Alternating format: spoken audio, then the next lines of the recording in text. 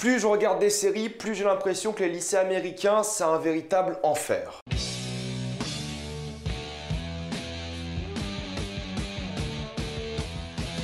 The Politician. Comme indiqué jusqu'à la minute dans le titre de la vidéo, mais pas de spoilers, quand vous êtes tranquille, après on va tout spoiler. The Politician est l'histoire de Peyton, un élève de terminale au lycée qui veut devenir président des États-Unis. Mais pour ça, dans son plan de carrière, il doit devenir président de son école. The Politician est une série faite par Ryan Murphy, qui est connu pour avoir fait Glee et American Horror Story. Mais en gros, c'est lui l'esprit derrière Glee en tout cas. Et c'est vrai que quand j'ai vu la bande-annonce, quand j'ai vu le marketing par rapport à Glee, je me suis dit ça va pas être une série faite pour moi. Parce que Glee, j'ai regardé quelques épisodes, mais bon, c'est pas mon délire, je dois admettre. J'ai regardé parce que tout le monde en parlait à l'époque, surtout quand moi j'étais au lycée, donc fallait que j'expérimente avec la série, et c'est pas du tout fait pour moi en tout cas. Et je suis parti avec des attentes assez négatives, genre en me disant que ça va être une série vraiment cucu, une série avec pas trop de thématiques intéressantes, une série qui parle pas de grand chose, et au final, c'est l'inverse. Le truc qui est vraiment bien, c'est que cette série-là, elle commence comme une série pour adolescents, comme à peu près toutes les séries en ce moment sur Netflix, en tout cas toutes les séries à la mode, et ça qui est un peu inquiétant aussi. Faudrait pas que Netflix devienne le repère des séries pour adolescents, même si ça a l'air de le devenir petit à petit. Mais c'est vrai que ça commence comme une série pour adolescents et ça finit dans un délire qui est complètement différent. C'est pour ça que cette série-là, j'attends énormément la deuxième saison, parce que vu que House of Cards a été annulé, il y a moyen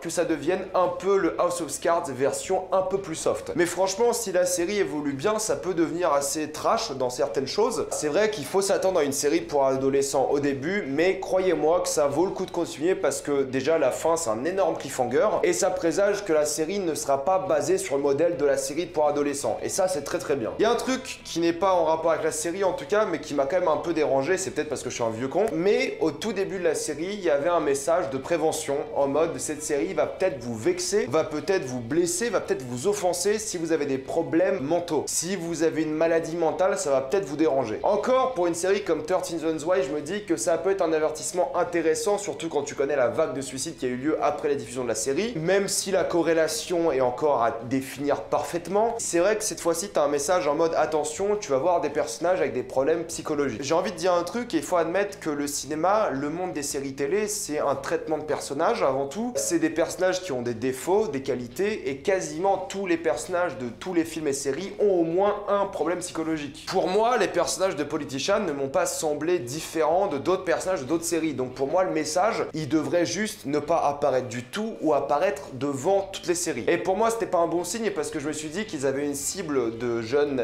adolescents, mais c'est vrai qu'au début, ça reste une série pour adolescents, et en tout cas, c'est l'une des séries pour adolescents les mieux faites de la plateforme Netflix, parce que ça ne parle pas du tout d'adolescence, ça ne parle pas du tout des problèmes du lycée, ça parle juste d'une campagne politique au sein du lycée. Donc ça va inclure quoi? Ça va inclure des mensonges, ils vont tous se créer une sorte d'histoire, ils vont manipuler les pseudo-médias qu'ils ont, les réseaux sociaux, même si ça c'est un défaut que je peux trouver à la série, il n'y a pas assez de réseaux sociaux, il n'y a pas assez d'Instagram, de Twitter, de Facebook, il n'y a pas assez de l'impact des réseaux sociaux. Des fois, ils parlent genre d'algorithmes, de réseaux sociaux, mais t'as jamais vraiment des réseaux sociaux qui apparaissent de manière stricte dans la série. Mais voilà, c'est des hommes et des femmes qui se créent des histoires, qui se créent une image. Ça parle de mensonges aussi au terme du dialogue. Qu'est-ce que tu vas réellement dire? Est-ce que tu vas dire ce que toi tu penses réellement, ou est-ce que tu vas dire ce que les gens veulent entendre? Parce que finalement, la politique, c'est vraiment demander aux gens de voter pour toi. Donc si tu dis ce qu'ils veulent entendre, ils vont forcément voter pour toi. Ça traite aussi de la manipulation des images, ce que je trouve assez paradoxal, parce qu'on parle comme de Netflix, l'une des séries qui met le plus en avant des personnes,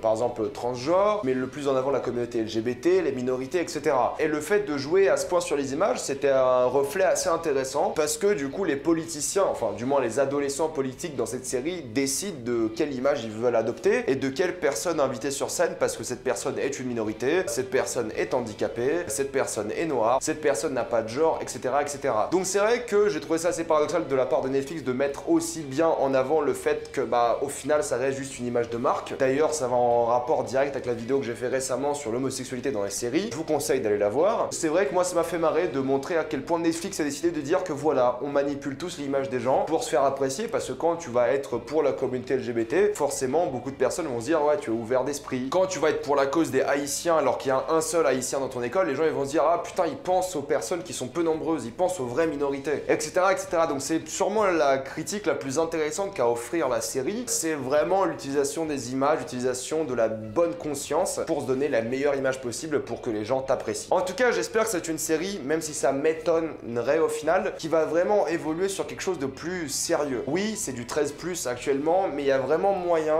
de pousser le bouchon à fond et de pas rester dans le cliché du lycée. Parce que la série s'est donné les outils et s'est donné une fin qui permet de sortir de cet enjeu-là, qui au final est assez restreint parce qu'une élection au lycée n'a pas vraiment d'enjeu. Parce que réellement, tout le monde s'en fiche. D'ailleurs, l'un de mes épisodes préférés traitait justement d'un seul votant, on prenait le point de vue d'un votant et à quel point il s'en fiche de tout, à quel point la politique ne va pas changer sa vie, à quel point il a des besoins primaires comme le fait de se masturber, le fait de mater des meufs, etc. Et c'est vrai que cet épisode-là, je pense que tout le monde peut se reconnaître, non pas dans le fait de mater des meufs et se masturber, mais dans le fait d'en avoir marre d'entendre les mêmes politiques sans arrêt. Moi, je sais que quand je regarde les infos en France, je suis déprimé, quoi. Quand je regarde les histoires de politique, quand je regarde tout ça, mais ça me donne même plus envie de voter. Plus tu te renseignes, plus tu dis que tout le monde est corrompu jusqu'à la moelle, plus tu dis que tout le monde est là pour ses propres intérêts. Et cet épisode-là, il a vraiment parlé de ça de manière assez intéressante, c'est qu'en fait, le voteur de base, faut le convaincre de manière primaire. Et à quel point on est facilement convaincu, à quel point au dernier moment, on peut se dire vas-y, on vote ou on vote pas. Et la fin de cet épisode-là, elle est vraiment marquante de la société de laquelle on vit aujourd'hui, où l'abstention est de plus en plus forte, où les gens s'en fichent de plus en plus. Donc pour moi, c'est un super épisode qui parlait donc et des campagnes politiques, mais qui parlait aussi de la personne lambda qui vient de la classe moyenne et qui se dit, vous savez quoi, nique le système, je vote plus. Et mis à part ça, mis à part les thématiques qu'elle aborde de manière, je trouve, assez intelligente et plutôt bien, ça reste une histoire de personnages avec des personnages qui évoluent vraiment de manière intéressante, je trouve. Tous les personnages au début de cette saison et à la fin ne sont pas du tout les mêmes et leur parcours est vraiment convaincant. Il y a peut-être quelques facilités scénaristiques dans certaines évolutions de personnages, comme la relation entre Peyton et Alice. J'ai trouvé que vers la fin, elle était un peu trop facile. On en parlera évidemment en spoiler, mais bon, sinon, toutes les relations entre tous les personnages, je les ai trouvées vraiment géniales. Gwyneth Paltrow, étonnamment, je trouvais que c'était l'un des personnages les plus réussis de la série, mais c'est vrai que ça reste Peyton, le personnage principal, à mes yeux, le plus intéressant et qui a la meilleure évolution. On parlera des personnages en spoiler, mais même les acteurs, ils sont vraiment très convaincants. Peyton, il a des scènes où je l'ai trouvé vraiment très bon, et même de manière générale, tous les acteurs, ils font vraiment du bon taf. La musique, encore une fois, il y a une vraie affinité à la musique, il y a plusieurs moments en chanson, ça reste pas des comédies musicales, hein. Il y a juste plusieurs moments où des personnages vont chanter, mais parce que, je sais pas, c'est sur une scène, parce qu'ils veulent rendre hommage à quelqu'un, etc.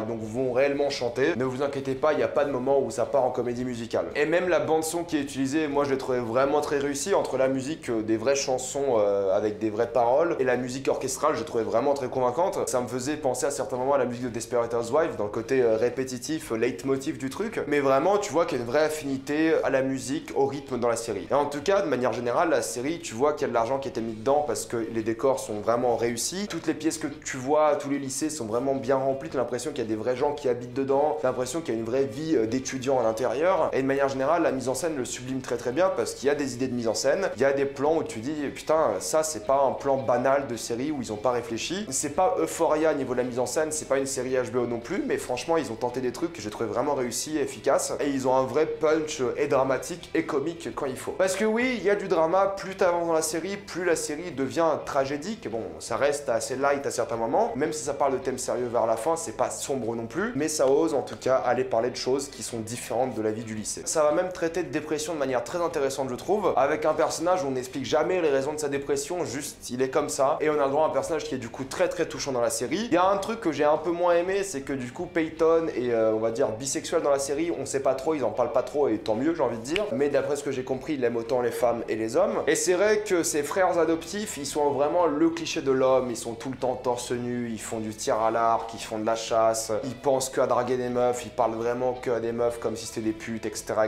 Et c'est vrai que ça m'a clairement dérangé, parce que bon, t'as vraiment cette image de cet homme ouvert d'esprit qui est bisexuel, qui aime tout le monde, et de l'autre côté, t'as les clichés de la masculinité où tu dis, ah, c'est vraiment des gens horribles. Mais au fait, ça aurait pu être des gens horribles sans vraiment utiliser le cliché de la masculinité. Ça aurait pu être des gens horribles juste en étant des gens horribles, tout simplement, en étant des gros bâtards. Parce que c'est aussi des gros bâtards, et ça aurait été suffisant pour la série d'avoir ces personnages en tant que gros bâtards, plus que macho, etc. Je trouve que le côté macho, il fait juste un peu tape à l'œil en me disant, voilà, ça c'est pas bien d'être comme ça. Alors qu'en vrai, ce qui est pas réellement bien, c'est d'être comme ces connards. C'est vraiment être comme des gens pas bien. C'est pas leur masculinité qui définit leurs défauts, en tout cas. Alors que quand tu regardes la série, t'as vraiment l'impression. Pour conclure, mis à part ce problème sur la masculinité que j'ai trouvé un peu, on va dire, trop flagrant, mis à part le manque de présence des réseaux sociaux par exemple, et peut-être un épisode un peu plus lent que les autres qui sert de transition, The Politician, ça reste quand même une série vraiment bien foutue, divertissante de A à Z. J'ai regardé vraiment tout d'un coup parce qu'il y a cliffhanger après cliffhanger. T'as envie de continuer continuer, t'as envie de kiffer, t'aimes ces personnages, t'as envie de voir leur évolution. Et la fin, franchement, c'est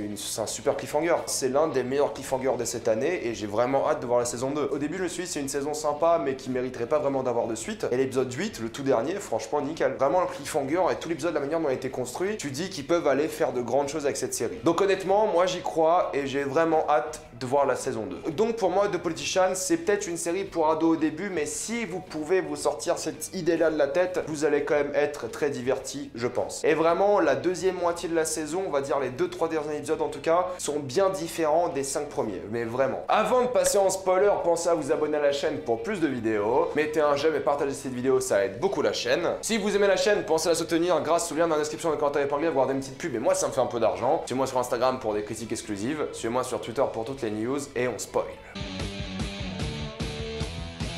C'est vrai que les 5 premiers épisodes, voire peut-être même les 6 premiers épisodes, on parle de la campagne politique, on parle vraiment de ce duel entre ces deux personnes que sont Astrid et Peyton. Et c'est vrai que c'est sympa, mais ça fait vraiment House of Cards pour adolescents, et même si c'est agréable, même si c'est vraiment divertissant, pour moi ça ne pouvait pas durer 2 saisons. Il fallait vraiment que ça s'arrête, et le fait que ça s'arrête au 6e épisode, et le fait que Peyton se sente illégitime, ça joue beaucoup sur sa psyché, on en reparle juste après, ça montre bien que cette course aux élections a été vraiment inutile pour la série aussi, d'autant plus que pour les personnages. Et le fait de changer vraiment de shift par rapport à cette série et ensuite de traiter des personnages, les épisodes 6, 7 et 8, surtout le 8, il y a vraiment une vraie différence. Le 8, tu commences avec Peyton, mais après tu parles de personnes complètement différentes. Et pendant un long moment, parce que tu te demandes comment ces personnages-là vont avoir un lien avec Peyton. Et du coup, tu as l'impression de regarder un épisode de The West Wing, par exemple. Et c'est ça que j'ai vraiment kiffé, c'est que je vois vraiment le potentiel pour avoir une saison genre House of Cardsesque, quand même pas dans le côté sombre, parce que House of Cards, même visuellement, c'est très sombre, alors que The Politician, c'est très coloré. Il y a moyen d'avoir une vraie campagne politique qui aura des hauts et des bas, un peu de dramaturgie et qui pourra être vraiment intéressante. Et je pense que la saison 2 va pas être une série pour adolescents, une série pour jeunes adultes peut-être, mais une série vraiment qui peut être regardée par tout le monde. Et il y a moyen d'avoir un vrai combat politique entre Peyton et cette titane qui est la sénatrice de New York. Et pour ça, la fin est géniale, c'est que c'est un putain de cliffhanger parce que tu vois les défauts de cette sénatrice, tu vois vraiment ses faiblesses et tu dis que peut-être Peyton il peut le faire. Ça reste David versus Goliath, mais il y a moyen que ça passe. Et ce cliffhanger là, moi je l'ai kiffé parce que j'ai envie de voir la suite et je me dis que ouais, il y a moyen qu'il y arrive. Donc pour moi, niveau potentiel, c'est génial. Et pour parler un peu des thématiques de la dépression, tu sais jamais pourquoi River est dépressif, tu comprends jamais les causes et j'aime beaucoup ça parce que tu te mets à la place de Peyton. Tu vois ce River qui est beau gosse, qui a toutes les filles et les garçons qu'il pourrait avoir dans sa vie, qui est apprécié de toute l'école et pourtant il est en dépression. Et jamais on t'explique réellement pourquoi il est en dépression, il dit qu'il sent tout et des fois ça lui fait du mal parce qu'il n'arrive pas à sentir les bonnes choses. Mais en soi, t'en sais pas plus et pour moi c'est un beau traitement de la dépression, c'est que des fois tu peux pas savoir, des fois juste c'est comme ça. Et ne pas être dans la tête de River, je trouve que ça aide énormément. Et même si maintenant il se sent un peu plus confiant, en tout cas à la fin de la série, Peyton, j'aimerais vraiment qu'il revienne River parce qu'il peut jouer de manière très efficace la conscience de Peyton et leur duo, je trouve, marche très très bien. J'ai aussi beaucoup aimé l'évolution de Astrid, je trouve que déjà l'actrice est absolument géniale, elle a ce côté vraiment bad bitch sensible qui marche très très bien et j'ai beaucoup aimé son évolution, vraiment les transformations qu'elle a eues grâce à son père, à quel point son père est fier d'elle quand elle arrive à le balancer au FBI, mais c'est vrai que ça l'a rendue vraiment très attachante et ça lui a donné une vraie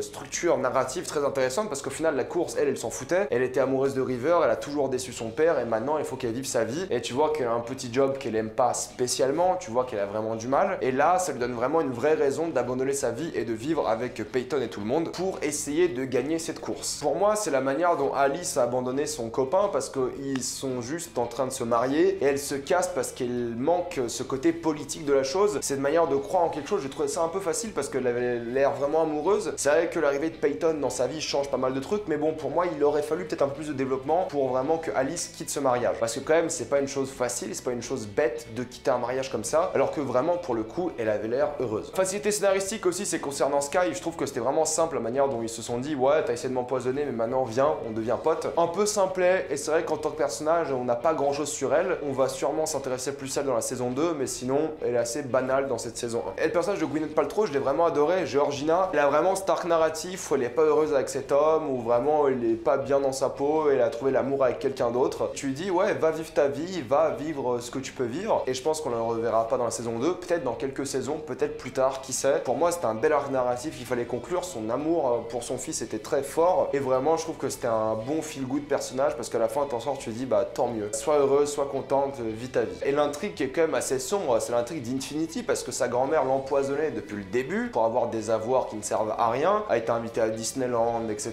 Bon, elle a vraiment profité de sa jeune fille. Elle a empoisonné juste pour faire genre elle avait le cancer. Et toute l'histoire avec Ricardo aussi, Ricardo qui est vraiment obsédé par Infinity, qui ferait vraiment tout pour elle. J'ai vraiment trouvé la vie d'Infinity assez touchante, même si elle n'est pas non plus parfaite, elle a une belle évolution et Zoe Dutch est vraiment géniale. Et je sais que beaucoup de personnes aiment Zoe Dutch et franchement elle fait un très bon taf et j'ai hâte de la revoir un peu plus dans la saison 2. Parce que vraiment son intrigue était sûrement la plus dramatique de toute la série. Et même l'actrice qui jouait Dusty, elle était absolument géniale. D'ailleurs Ricardo m'a quand même pas mal fait penser à Adam Driver. Ils étaient tous les deux géniaux. Concluons évidemment avec Peyton. J'ai vraiment kiffé son évolution de personnage parce que dès le début tu vois que c'est un mec qui a une confiance en soi mais qui est incroyable. Tellement qu'il peut paraître arrogant à certains moments, mais vu qu'il a tellement travaillé, vu qu'il essaie tellement de donner à fond pour devenir le président des États-Unis, depuis le début il a planifié tout son parcours, ce qui reste en soi assez naïf, parce qu'on sait très bien que tes plans ne sont jamais comme prévu. C'est vrai qu'il a quand même une évolution assez dingue parce que quand ses plans échouent, quand il se sent illégitime, quand il voit qu'il n'a pas vraiment de pouvoir, il tombe en dépression. Et c'est normal, quand ta vie elle change de A à Z, quand tout ce